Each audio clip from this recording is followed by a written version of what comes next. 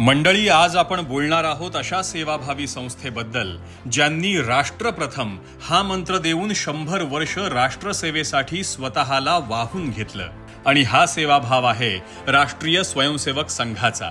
1925 मध्ये विजयादशमीच्या पावन दिवशी डॉक्टर हेडगेवारांनी ज्योत पेटवली आणि त्या ज्योतीनं आजपर्यंत लाखो कार्यकर्ते आणि असंख्य स्वयंसेवक घडवले.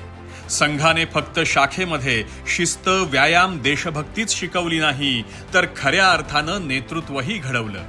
वाजपेयींसारखा दूरदृष्टी असलेला प्रधानमंत्री, लालकृष्ण अडवाणींसारखा ध्येयवादी नेता, नरेंद्र मोदींसारखा निर्भय आणि मुत्सद्दी नेता, मुरली मनोहर जोशी, राजनाथ सिंग, JP नड्डा, अमित शहा, देवेंद्र फडणवीस, नितीन गडकरी, प्रमोद महाजन, गोपीनाथ मुंडे, श्यामाप्रसाद मुखर्जींपासून दीनदयाल उपाध्यायांपर्यंत ही सगळी फळी संघाच्या शिकवणुकीतून, संघाच्या मूल्यांतून घडलेली आहे.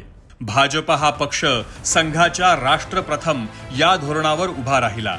दसऱ्याच्या या पावन पर्वावर राष्ट्रीय स्वयंसेवक संघ 100 वर्षांचा सुवर्ण प्रवास पूर्ण करत आहे. संघाने लावलेली राष्ट्रभक्तीची ही मशाल आपणही पुढे नेऊया आणि हिंदुत्व जपूया.